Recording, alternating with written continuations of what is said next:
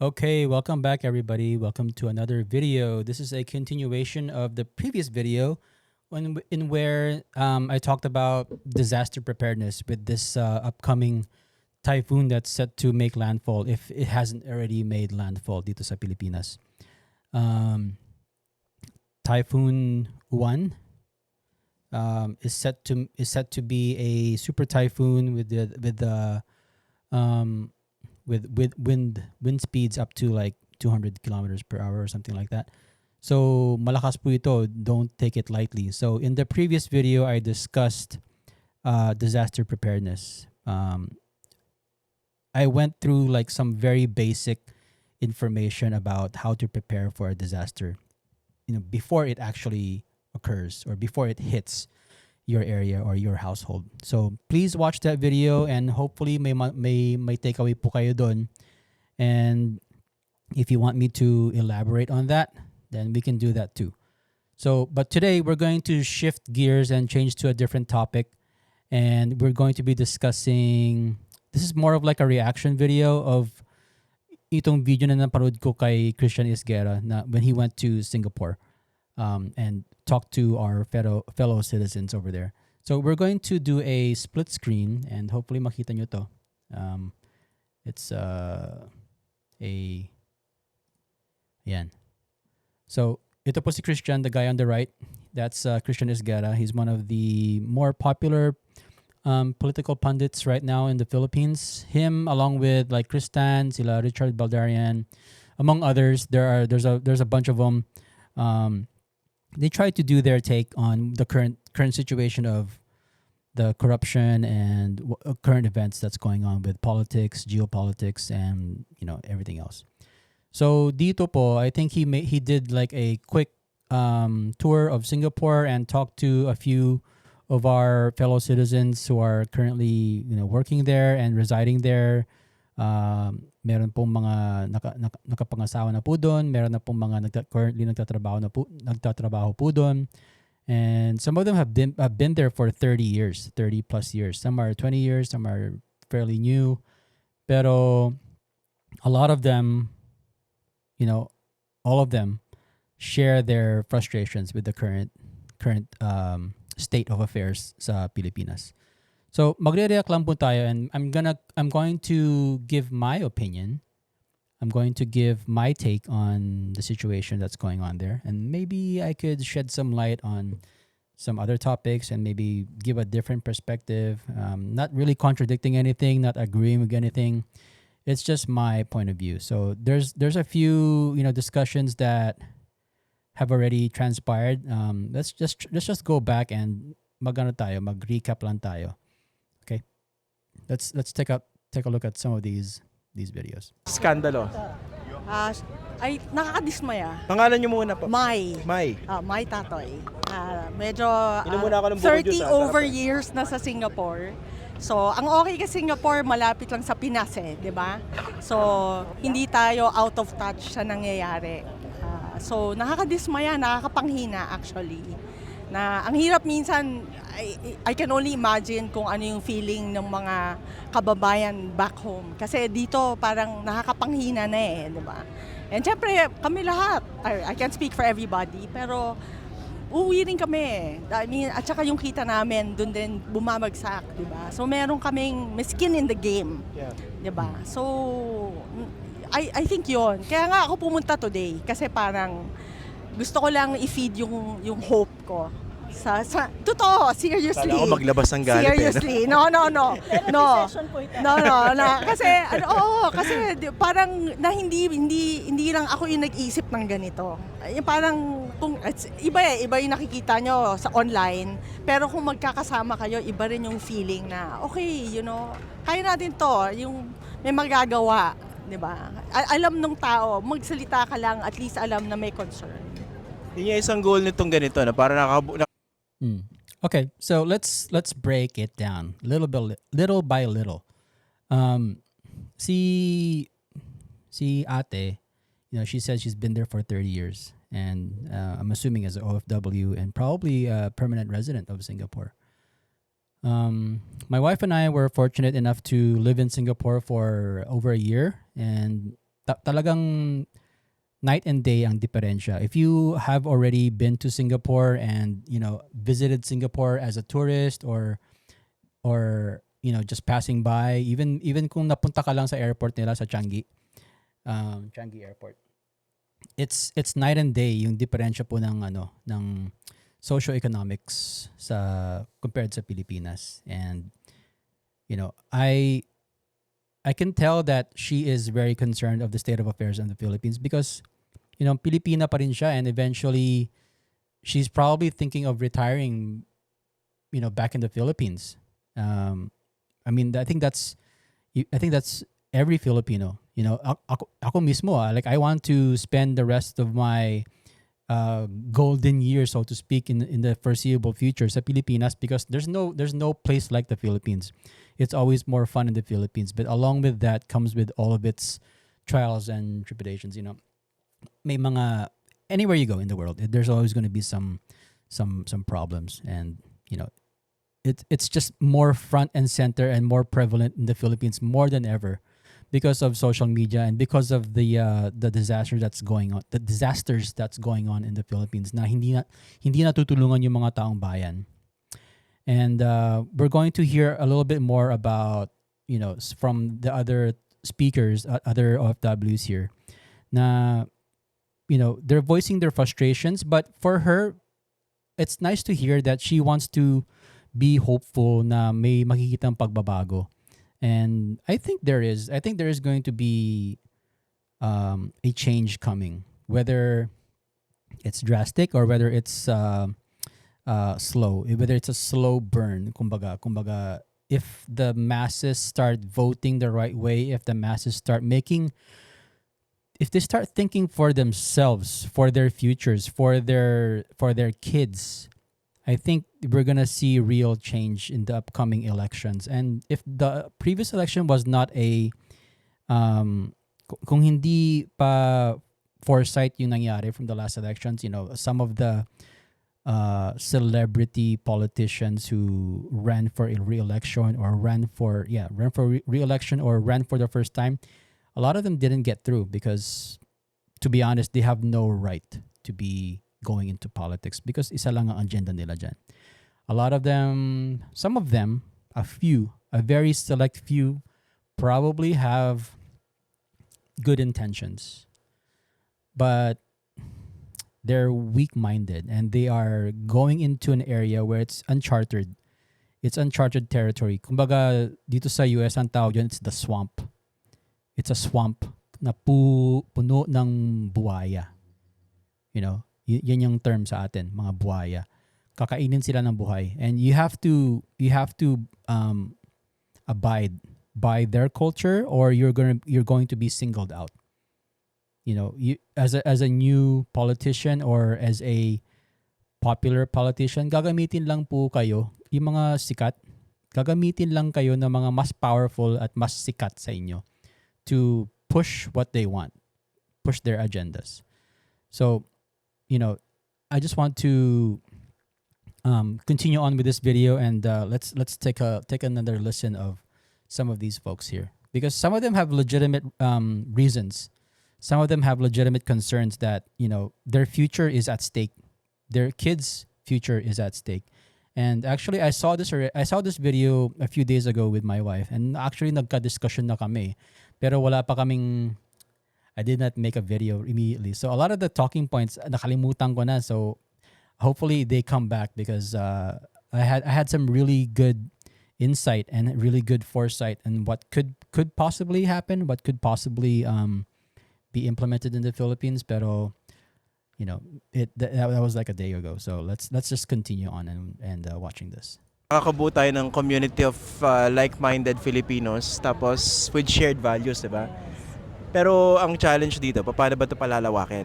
Paano ba tatawid dun sa ibang mga binanggit ko kayo sa workshop, the information tribes, 'di ba? Ma'am, kayo mukhang gigil na kayo. Meron kayong sasabihin, no? Kitang-kita sa mukha. Ito si Auntie, ang puso po ninyo, ha? Kasi ako Puso si po Lisa. ninyo. Obviously, sa edad ko, tumanda na ako sa abroad. Singapore, ito parang second home ko na to kasi yung anak ko nakapag-asawa ng lokal. Pero residence visa din ako ng Dubai. Pero bumalik-balik. Kasi natatakot na akong bumalik sa atin ba? Ang tanong ko, bakit parang may pag-asa pa ba tayo? Sir, madam? Di ba? Kasi ang tagal ko ng OFW, parang hindi ko ramdam na may mga ano tayo, may mga opisyal tayo doon.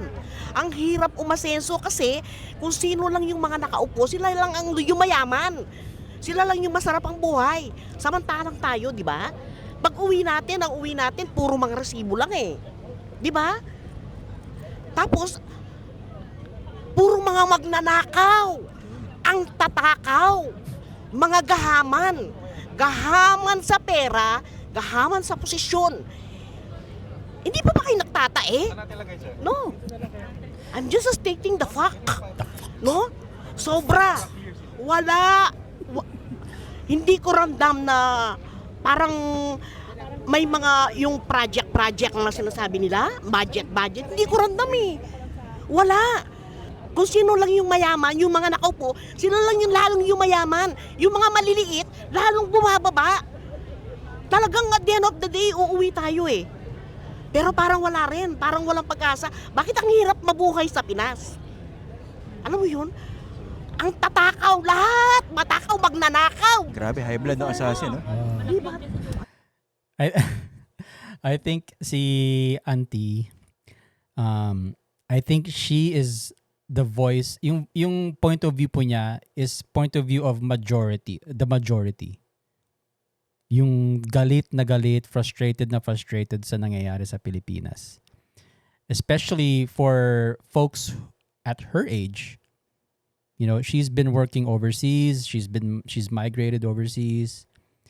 A lot of these OFWs who are at retirement age na gusto umuwi, wala na po silang dadatnan sa Pilipinas. Like the social security system is it's not enough in this day and age when everything is so expensive, inflation is rampant, corruption is rampant, healthcare is almost non-existent. I mean, in the last few months, the president has declared free healthcare in government hospitals, and some benefits and discounts, etc. Dialysis, things of that nature. So may benefit, may konting tulong. Excuse me. But the fact still remains that her generation is concerned that how are they going to survive their golden years in the Philippines when they want to, even though she has kids. And the culture of the Philippines has kind of the way I explained it to my wife. I'm not sure if this is true or if this is just the culture of the Philippines, is parang yung mga anak, yung retirement system sa atin, like yung social security, they only give you yung kino-contribute nyo po is hindi siya akma sa natatanggap nyo in return, in my opinion. It's not enough.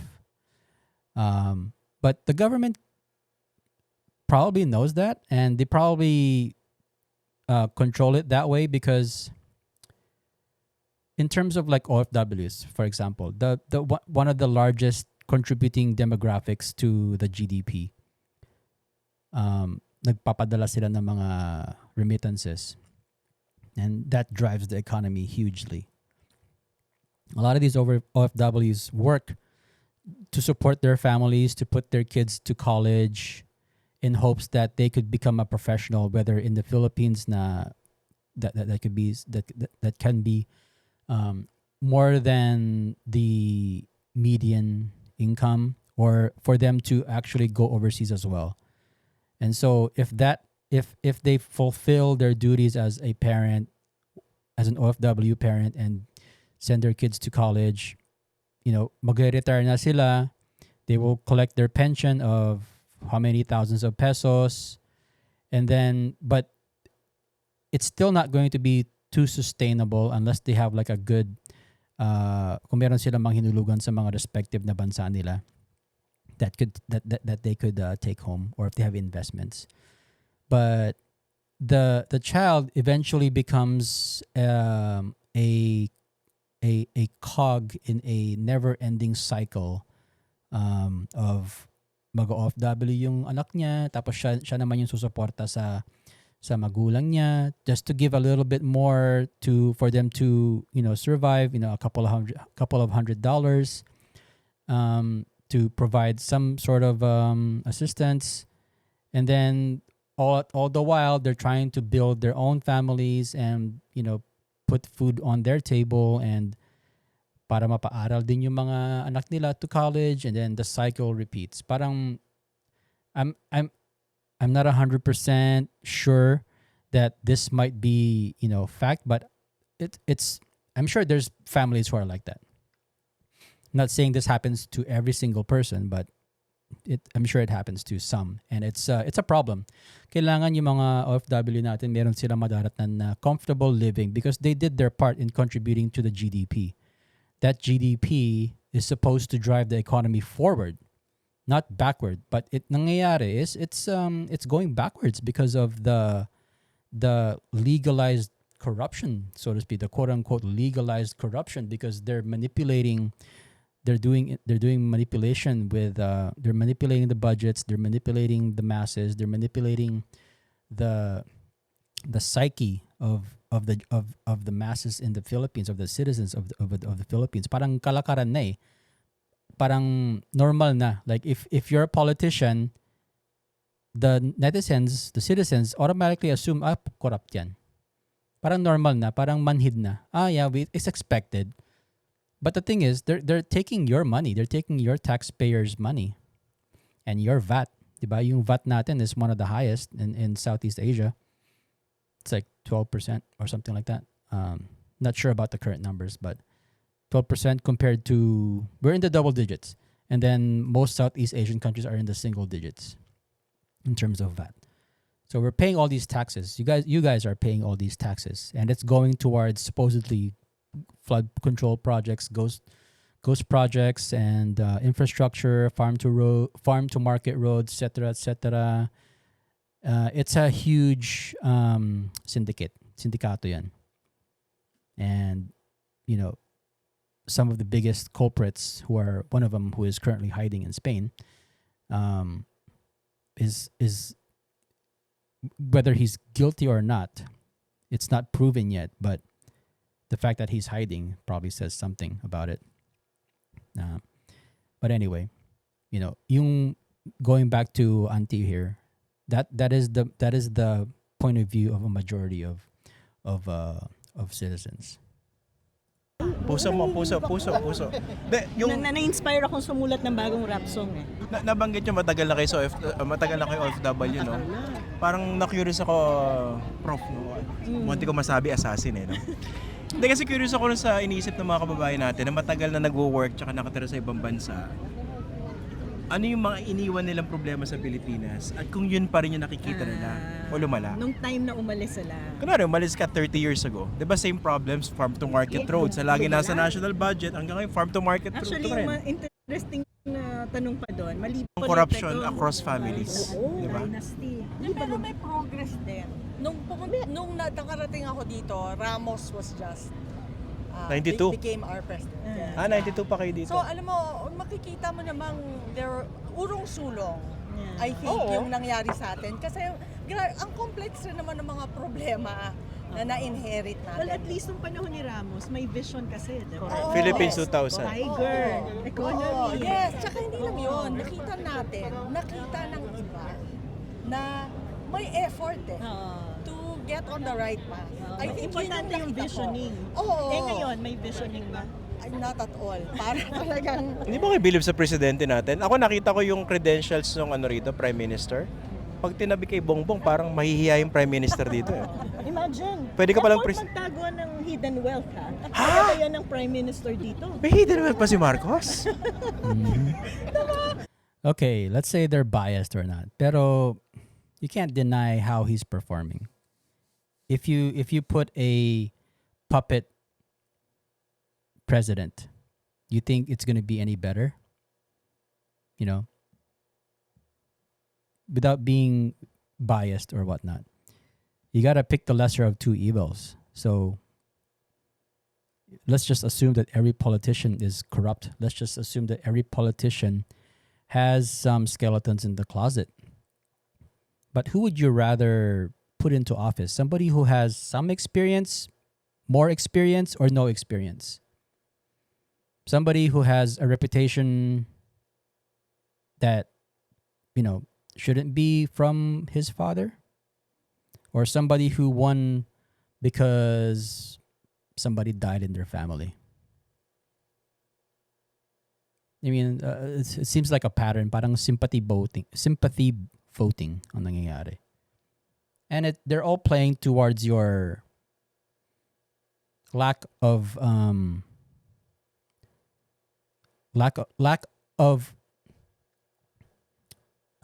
ba yung term na hinahanap ko? Like, people are not willing to do the research.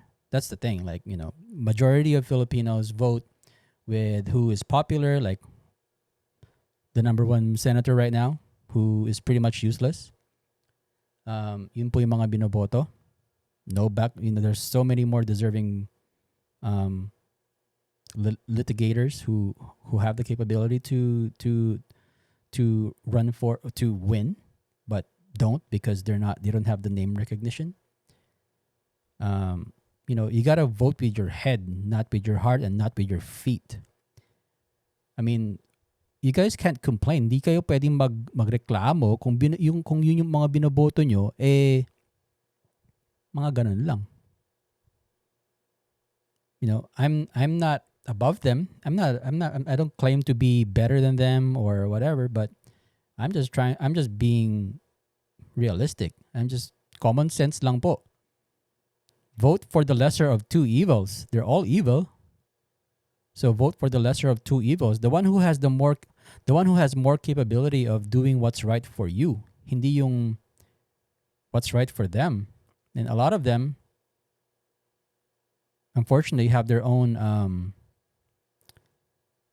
desires to be successful in terms of finances, financially, but they're all stealing from everybody's pockets.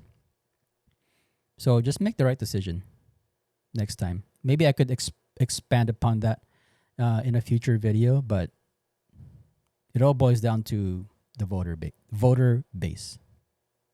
Mahirap din magmaang-maangan. Imagine mo, ikaw ang presidente at sasabihin mo, I'm the least guilty here. Diba? I'm the whistleblower of this government. Saan ka makakakita ng gobyerno na gano'n? Sa Pilipinas. Okay. Tsaka panawagan po, Mr. President, pwedeng bayaran na natin yung estate tax. Oh, na. Final na. Yeah, I mean, at least he's doing something. At least he's calling the people out. I mean, as a professor, you gotta set aside your biases. I don't know who you vote for. I don't know who you support. I don't know if you have a personal issue with the current president. And you seem like a smart, you're a very smart lady. Of course, you're a professor. You've been in government before. So he's doing much better compared to somebody else. Just my 2 cents. Kumbaga, that's who you have. That's the person you have right now.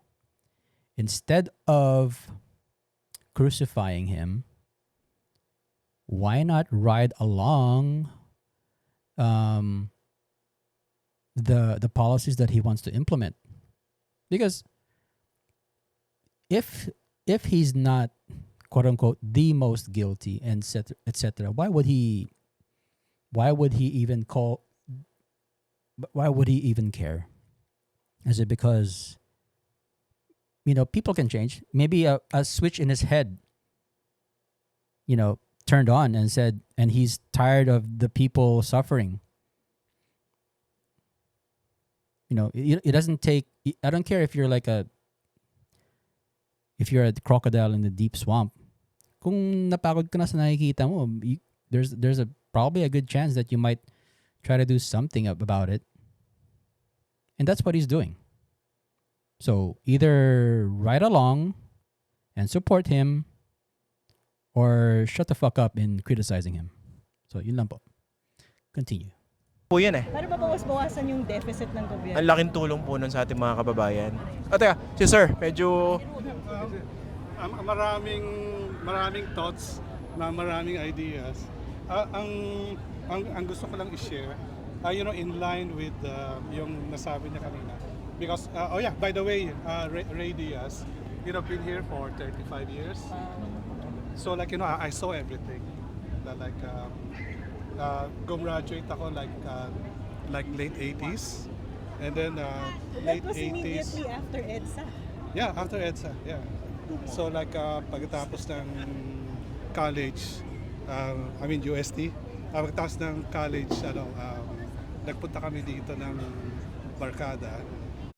Mula nung umalis ako noon, kumpara ngayon, talagang mahirap i-describe yung lagay natin. Yung binabanggit ni ma'am yung yung parang definitely may progress naman. Pero sa akin kasi, that's one way of looking at it. Parang half glass full.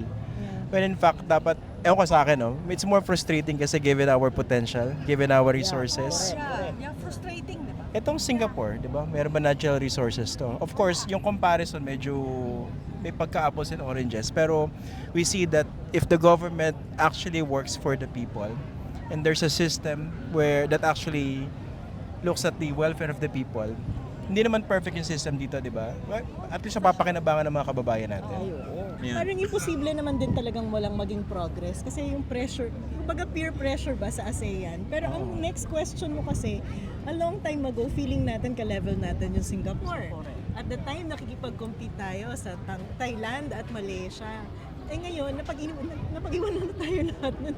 Nandun na tayo sa level ng Cambodia, Myanmar, Timor-Leste.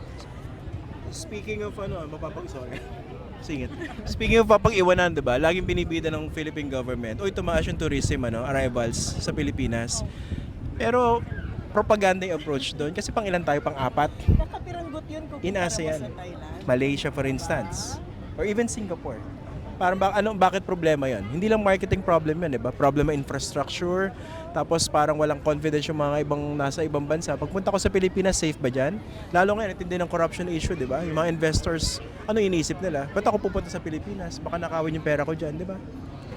At saka, yun nga, hindi mo kailangan ng PhD to know kung ano ba yung mga solusyon sa problema na to. Kala ko hindi mo kailangan mag-PhD para mag-presidente. Hindi talaga. Hindi mo kailangan makagraduate eh. Sa BBM nga qualified ba't hindi ako? Diba? DDS kasi kami, kaya binabanatan si Sorry. Kasi yung isa back up lang Pero Joke lang yun, napakaseryoso. Pero yun nga di ba yung nakikita natin yung mga solusyon sa iba't ibang bansa na nabibisita natin. Parang napaka-imposible naman na hindi yan alam ng mga nasa gobyerno natin. Kaya lang, ang nangyari, puro interest kasi nila yung nasusulong over the years, diba? Ang problema kasi sa natin, gobyerno, dynasty talaga. Dapat ang panawagan lang, sana sa susunod na eleksyon talagang mamili na tayo ng tama. Wag na tigilan na natin yung dinastiya kasi doon talaga na tsaka yung kurakot doon talaga. Sa experience nyo po dito sa Singapore, Ah, nakita nyo ba yan, yung dynasty na yan? Dito, paano sila mamimili ng leaders dito sa Singapore? mahigpit, no? Oo. So, dapat yung qualification ng mga leaders dito dapat tapos talaga. Tapos yung mga naging CEO ng kumpanya, gano'n. Against pa sa atin kasi kung minsan Okay, let's do some side commentary. So, yun nga, she mentioned dynasty voting, parang dynasty politicians. Pagtapos na yung termino, kung hindi na siya pwedeng tumakbo, pinapatakbo yung asawa, pinapatakbo yung anak, tapos nagtatakbo sila ng mayor, and then it just goes around. It just goes around and around. So, kailangan you guys need to kung puro dynasty yung nananalo, tapos walang nangyayari sa local na government nyo, yung kailangan yung magising. The local population of that LGU needs to wake up and do something about it. Kailangan yung iboto yung taong kahit least qualified, but hindi siya yung kasi I hope that all candidates should be qualified, and all candidates should have transparency in everything that they do. And with social media nowadays, with Facebook groups and with YouTube, kailangan na yan eh, kailangan transparent na yan eh. Like every single centimo should be accountable and not go through, not just like, okay, mayor ako ng ganito, magpapagawa ako ng barangay hall, and then yun na yung pinaka-project mo for the entire 3 years, or you're just gonna do like, 10% of the budget that you get, tapos yung other 90% of your budget is unaccounted for. Especially kung meron kayong mga dyan, especially kung may mga malalaking kumpanya na nag-ooperate sa lalawigan nyo. Like power stations or local mining. It's a lot of money there. Ang daming pera pong pumupunta dyan sa bulsa. And some of it is being returned to the parang to keep the people happy. Okay, bongga yung fiesta, bongga yung multi-purpose hall, may paliga, magdadala ng mga local artists para, parang yan eh. It's like a magic trick, like, look over here, keep you guys occupied para while this other hand is putting money in their own pockets. Kailangan maging parang crypto yan. I think not too long ago, not crypto, but yung there was like a meeting between some of the senators and a company of local tech entrepreneurs to make a decentralized form of tracking the government's expenditure. So the reason why crypto is kind of successful now is because of how decentralized it is. Na it's not controlled by just one entity. Actually, everybody could see it. So the way a project locally can be managed is from beginning to end, makikita mo yung proseso kung saan dumadaan yung pera, kung saan ginagastos yung pera. So, yeah, that's just some of the items. Lahat ng tao dito nagreklamo. Yung sa atin, yung resilience ng mga Pilipino parang naging against pa sa atin eh. Kasi kung minsan titiisin na lang natin, hindi na tayo magreklamo. Dito malate lang yung train ng 5 minutes eh. Nagwawala na yung mga tao eh. May sagot po dyan eh, yung civics. Yeah, it's a huge deal. You guys are, kumbaga, yung mga Pilipino nagiging complacent na eh. Like parang sanay na sila sa ganung klaseng kalakaran na, kurakot na they don't complain. They complain but they don't complain loud enough. There needs to be as a democracy, you're supposed to have the powers within the people. So you guys need to really step up. Hindi umabot sa ganyan eh. Up to a certain extent, pumito na yung maraming kababayan natin. Problema, parang tinanggap natin na fact of life eh. Dito nga sir, yung isang minister nila, binigyan lang ng bisikleta, natanggal sa posisyon, nakulong pa rin 1 taon. Sa atin ang pinag-uusap, bisikleta. Kami nga dito, ako sa healthcare ako nagtatrabaho. Galing na ako sa Makati Medical Center. Pero pagdating ko dito, yung kanilang government hospital, mas maganda pa dun sa private hospital natin. Kasi pinapahalagahan nila talaga yung mga tao nila. At saka kapag At the same time, Singapore is a small country, and the population is not as big compared to the Philippines. So, only understandable na the way they're spending their GDP properly and appropriately. But at the same time, hindi rin proportionate yung population sa GDP nila compared to the Philippines. There's like roughly 120 Filipinos, and our GDP is not as, kumbaga yung ratio niya is hindi siya on par with Singapore. Hindi maganda yung healthcare, magrereklamo yung mga tao. Yun ang pag hindi ka Singaporean, pag hindi ka mareklamador. Dapat yun ang i-export natin sa Pilipinas. Yun nga ma'am, kaya lang pagka nagreklamo ka sa Pilipinas, parang hindi ka kasali. Yun ang problema sa atin, pag nagreklamo, parang ano ka, masama kang tao. Sama ka, tama. Diba?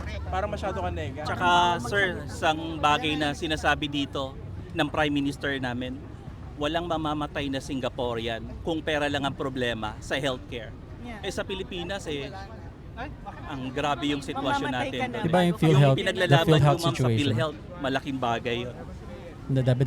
Dati may nanakaw na what, 10 billion? Malaki talaga Where is yung that? problema natin dyan yung sa relationship natin with the government. Kasi nakakalimutan natin na tayo yung nagpa-finance ng gobyerno, na nag-exist ang gobyerno para sa atin. Diba yun yung pinaka-minimum dun Kasi kung hindi naman tayo lahat nag-agree na dapat walang gobyerno, diba? We surrendered some of our rights. We agreed to pay government. Pero may kapalit yun. Sabi ko nga yung mga Pilipino minsan, mas mataas pa yung standard natin sa pagpili ng kamatis kaysa sa pagpili ng politiko. Aminin mo. Yung kamatis hindi pwedeng bulok. Hindi ka ba bilib kay Robin Padilla? Ako bilib ako kay Robin Bulok na bulok. Una-unahan mo ako, Sir. Ako bilib din ako kay Robin, kaso baliktad Di ba si Robin Hood, he steals from the rich and gives it to the poor. I don't know if he's stealing, but he seems like he's stealing from the poor and giving it to the rich. Or supporting the rich. Bilib number 1 sa listahan ko yun Sige, go. Baka Parang mas maraming pang buto yung kamatis kaysa kay Robin. kinakabahan ako sa koko ko Hindi, yun nga, kulang tayo sa empowerment. Padilla, talagang real talk yun. What can you say about... No comment. No comment. Perfect example Ito si Ma'am galing pa China to. as to who to not vote for. The likes of Robin Padilla. Sorry, but you don't deserve to be there. Along with other people. But you're one of them. Babakasyon dito. Mama, ano pangalan niya? Wendy. Yes. Okay. Yeah, I'm just visiting Let's my cousin forward here this. for a week. And Maurice is laging nasa Pilipinas pa rin. So, every time nakakarinig ng mga balita on sa mga katiwalayan, it really breaks our heart. Sir, ako, pag umuwi ako ng Pilipinas, yung aking natutunan dito, nag-outreach ako dun sa mga ospital, tinuturuan ko rin sila, katulad sa UST. Lagi akong pumupunta sa radiation oncology doon, nagbibigay ako ng TO, quality assurance and safety. Ano po pala ginagawa niyo rin? Sir, ako hindi sa pagyayaba, ako yung first Filipino radiation therapy sa Singapore. So I'm running the Tantoxin radiation. Kasi marami sa atin gusto mag-retire sa Pilipinas. Problema, isang sakit mo ron, kahit gano'ng kalaki na ipon mo, pwede maubos. Tapos tutulungan mo pa yung kamag-anak. Everything is a cash transaction. But like I said previously, PBBM has authorized if you go to a local government hospital that it should be free. Your bill should have been paid for. But that's not the case. If you want the best quality of care, if you're in an emergency, you have to really pay up and go to like a private hospital because the standard of care is much higher compared to the local hospital. I mean, personally, I've experienced this with my dad. Sadly, he passed away, but we had to pay over total probably over 1 million pesos. And we're fortunate enough that we could afford it, but his health was not as his health problems made it difficult to recover, but we still had to pay that much to keep him alive for at least a couple of more weeks. And that was a really painful time. But like they're discussing, it's that's like a worry for this population here. These OFWs who are probably in their early 60s or late 60s or early 50s. Ito yung number one worry nila is kung umuwi sila, what's going to happen to their healthcare if they have significant health problems. They cannot just go to a local hospital and expect the same type of care that they're getting here in Singapore, because yung libre lang yata, or the way I understand it, and maybe you guys could educate me, is Like, of course, yung mga X-ray, lab, basic diagnostic tests are free. Supposed to be free. Pero kung evasive na yung mga kailangan gawin, where uh, like surgery or other examinations, like if it's a heart problem or dialysis is free, but anything else like urology or etc. I'm not 100% sure if it's going to be covered if you go to a local LGU. I mean local hospital. But at the same time, local hospital probably doesn't have those capabilities compared to a private funded hospital. So you still have to pay. Yun ang nakakalimutan ding opportunity ng government kasi itong mga kababayan natin na to, ang potential source of investment sa Pilipinas dahil pag uwi nila, sila din magsiset up ng businesses, magkikreate ng trabaho. Pero pag wala kang foresight, hindi mo makikita yung benefit na yun eh. So, hindi ako nawawalan ng pag-asa para sa Pilipinas. Napakarami. With the right policy and right thinking and right leadership, kaya eh. Diba? Kaya. So, anong gagawin natin? Dapat po service talaga. Yung mga binoboto natin, dapat maglingkod talaga, hindi yung personal nilang pagpapayam. Tahimik ka eh. Kailangan maging active tayo, participate, maki-engage para labanan yung mga maling narrative. Kasi parang yun yung nagpanalo noong 2016 eh. Marami sa atin yung parang nagkampante. Parang the truth will prevail, ganun. Parang the good will prevail. Pero kailangan wag tayong umasa ng ganun eh. Igawa natin na aksyon. Maki-engage, labanan natin yung mga fake news, labanan natin yung mga maling narrative. Tapos tulungan natin na i-educate yung mga kababayan natin na nadadala sa mga ganun. Narito ako ngayon kasi alam ko na ganun yung adikain nyo, labanan yung mga maling narrative, yung mga maling paniniwala. Kahit na mag-isa lang ako, nagsikap akong pumunta rito kasi gusto kong maramdaman nyo na narito kami. Suportado po namin kayo. Kasi madalas po akong nanonood sa inyo na kasi kailangan ko ng informasyon eh. Kailangan ko ng facts, kailangan ko ng truth para labanan yung mga sa social media. Kasi kung papabayaan natin sila, magiging ganun na eh. Magiging yun yung paniniwala nila eh. Madadala eh. Mag-multiply yan eh. Mahirap ng kalabanin. Ang daming mga misinformation campaigns coming from both sides of kung saan mang partido ka. Kung di nyo napapansin, like some of these companies are very one-sided, very biased towards one candidate or the other. And if you really want to make an informed decision, you need to look at independent news organizations or independent like podcasters, like Christian, like Kristan, Richard Baldarian, sino pa, Corina, si Karen, even though they are employed, but sometimes they're asking really hard-hitting questions. Ronald Llamas, and they may lean towards one candidate or the other, but they might be leaning towards one of the lesser of two evils as far as like candidates of the current state of affairs. In the next election, kailangan yung you guys need to watch a lot of videos and make an informed decision about who you're supposed to be voting for. Pag lumabas yung balota, lumabas yung mga names on these in this list, don't go strictly by name recognition. Go by merit. Go by history of how they've performed as a local politician, if they were a politician, or if they were like a CEO or as a private citizen. Ano ba yung mga accomplishments nila, and do they have your best interest at heart?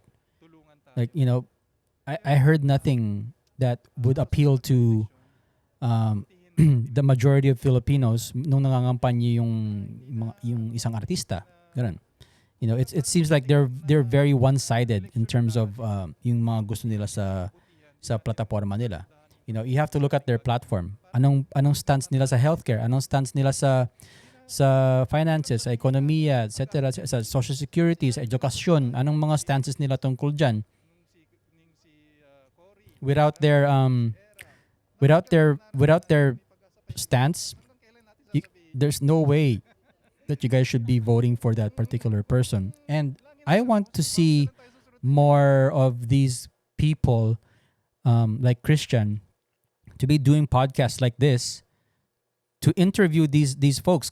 Kagaya na nangyari dito sa US, like si Trump, si Kash Patel, si JD Vance, they went on a non-stop, like almost every single day meron silang hinihit na podcast, and they were saying what they want to do and what their stances on different aspects of the of geopolitics and politics here in general, and social issues here in the US.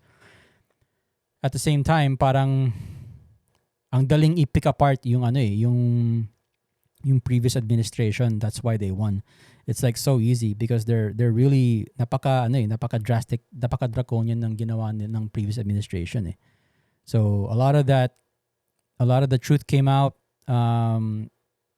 after the fact, and that's what the President Trump ran on, is the information that he got from all the misinformation that the previous administration propagated around this country. So I want to see more of that. I want to see more of individual, independent journalists and commentators asking legit questions, and hopefully these politicians don't lie to their face, because these lies, kahit kung magsinungaling ka, lalabas at lalabas, because the internet is forever. Like yung mga sinabi niyo noon, yung mga ginawa niyo noon, mahahalungkat lahat yan. Sa susunod na election, ganun iboboto mo. Di ba, sa susunod na election, hanggang ilang beses ba nanalo si Robin Padilla? Ito lang. Ayoko na mag-names na yun. Sige po. Tsaka ako, isa siguro sa mga lessons na yung gustong-gusto kung pwede natin makuha from Singapore, yung meritocracy. Ang laking bagay kasi sa akin, kasi ang problema ng, siguro as a culture din, I don't know, maybe confluence of many different factors. Ang baba ng standard ng Pilipino. Sa school, sa work, even sa relationships, lalo sa pagpili ng mga leader, yung para pang okay na yan. Taas pang yung standard sa pagpili ng mapapangasawa kesa sa... Akala ko yung kamatis no? Kamatis niya. Mas taas yung standard sa pagpili. I mean, yeah, mataas yung standards sa pagpili mo ng mapapangasawa mo, but of course, you're going to spend the rest of their life with that person. But at the same time, these politicians that you're picking are going to affect your life for a long time. They could implement policies right now that could affect your life for the next couple of decades. So make sure you're choosing the right person. Don't just select, based on their name or who they are. Kailangan nyo silang iboto based on what they did. Pili ng kamatis. I mean, kunwari, magluluklo ka ng mag-govern sa'yo as a nation, di ba? At the very least, like, hihingan mo siya ng experience, di ba? Hihingan mo siya ng, siguro, at least aptitude test, no? Pero syempre, wala sa constitution natin yan for good reason. Pero ang kulang kasi ron, piniresume natin na maganda rin yung magiging sistema ng edukasyon natin. Na kahit minimum requirement for a person to run, age, citizenship, etc., mapipili natin yung magaganda. Ang problema, bangkarote rin yung educational system natin. So, ito yung mga napapagpilian natin. Yung may pera sikat, kontrolado yung sistema ng eleksyon, most likely sila yung mananalo. Pero yun nga, not to end this podcast in a negative way, we've been seeing encouraging signals, diba? Yes. Especially during the 2025 campaign or election. So, kahit pa paano, pwedeng paghirapan, pwedeng pagsumikapan. Yun nga lang, hindi dapat bibitaw. No? Kasi mangyayari yan, para magiging parang blot or siguro parang nag-blip lang ng konti yung 2025. Balik na naman tayo sa sa kadiliman, di ba? Ayun. Prof. Yun. At saka yun nga, minsan nakakapagod ba na maging lagi na lang hopeful. Pero sa totoo lang, feeling ko if we get the right leaders in government, we can easily turn things around. Yun yung nakita ko nung nasa gobyerno ako nakita ko parang ito lang pala yung sorry but ito pala yung mga nagpapatakbo ng gobyerno. Ilabas mo na. So hindi ganun ka-competent. At ganito lang yung pamamaraan ng decision making process habang nangako ka na ibibigyan mo ng direksyon yung 100 million Filipinos. Diba? Tapos ito yung kakayahan mo. So imaginein mo, kung maglagay ka ng may kakayahan, then the next day, maganda na agad yung mangyayari sa Pilipinas. Kasi Sa quality pa lang sagad na diba? So hopeful ako. Yeah, professor says that it's parang madali lang, but there's a lot of red tape. Ang dami mong dadaanan na proseso. Just the way of, just like for example, kung kukuha ka ng passport or kukuha ka ng application for something or you're applying for a job, ang dami mong kailangan daanan. Kailangan mo ng clearance here, clearance there, ID dito, ID doon, birth certificate, CNMR, blah, blah, blah, blah. All for just like, just to apply for a passport or just to be considered for an interview for a job, blah, blah, blah. Kailangan mayroon ka lang isang ID. You just need a license or a national ID, and that's it. And, I haven't been back in the Philippines for a while, pero ganun pa rin ba yung kalakaran? Like, is it still difficult to get through all of the red tape? And I get it, gets naman namin na all of these steps generate money for the LGUs, for the agencies involved, like NBI clearances, may fees lahat yan eh. Barangay clearance may fee, everything has a fee. And buti sana kung napupunta sa tama eh.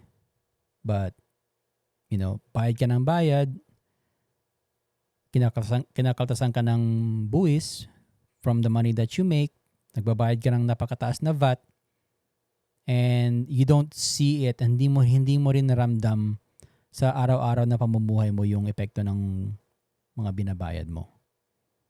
And unfortunately for some, they lose their lives. Unfortunately for some, nasisira yung bahay nila. Unfortunately for some, araw-araw silang napeperwisyo. From the day they wake up to commute, 2 hours ang commute just to commute like mga less than 5 kilometers, it takes them 2 hours. May mga ganyan. Your quality of life is suffering because of these politicians that people voted for. And if you're the type of person who is angry, if you're the type of person who is frustrated, yeah, most likely hindi mo binoto yung mga nakaupo ngayon. Pero there's still a huge majority of Filipinos who still vote for the wrong people because of their lack of education, their lack of awareness of what's going on. And parang kontento lang sila sa sa ayuda, kontento lang sila sa nakukuha nila sa election, yung bayaran. In total, if you are like one of the people in Cebu na nasalanta, na binigyan ng ayuda, binigyan ng pera during the election, how much is that total? Mga 10K, 15K, 20K? And yung halagang yun, is it worth the entire year of living mediocre? Like yung nakatira lang kayo sa yung buhay nyo is napiperwisyo kayo lagi. Mahal ng pamasahe, mahal ng bilihin. And then parang yun na yung tax return nyo eh. Yung mga ayuda, tsaka yung nakukuha nyo sa election, yun na yung parang tax return nyo kung compared dito sa US. Like every year may nakukuha kaming tax return, which is another issue. But that's not enough compared to yung quality of life na nakukuha nyo. Like I would give back that 20,000 pesos kung araw-araw napapabilis yung commute ko. Kung instead of 2 hours nagiging 20 to 30 minutes na lang kung may efficiency sa public transport like in Singapore. Kung yung healthcare mo is expedited, kung mabilis yung proseso.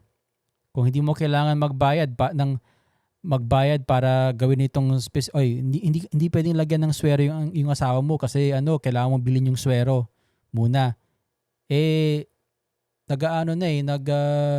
Nagsi-seizure na or kailangan na ng swero pero hindi pa mabigyan dahil hindi mo pa binibili. Or kailangan ng down payment para operahan. Ang daming ganun. Kailangan ng yelo yung puso para or kailangan ng yelo to cool down their body for pag nag-hyperthermia. Or pag nagmamalignant hyperthermia, mga ganun. Hindi dapat ganun eh. There's a better way to live, and these OFWs have seen what is possible living in Singapore. And I have also lived in Singapore for 1 year. Even though short, it's a drastic change compared to the Philippines, even compared to the US. Kung pwede lang, I want to live in Singapore because it's very efficient. The people are taken care of, and the people are, they have their own. Every country has their own issues. Di mawawala yan sa bawat bansa. But it's better than the current situation right now. Mula nung makita ko yung mga vlog nyo, parang nagkaroon tayo ng kakampi. Agree ba kayo doon? Yes. Kakampi. Yung bang tumbok nyo yung gigil ko.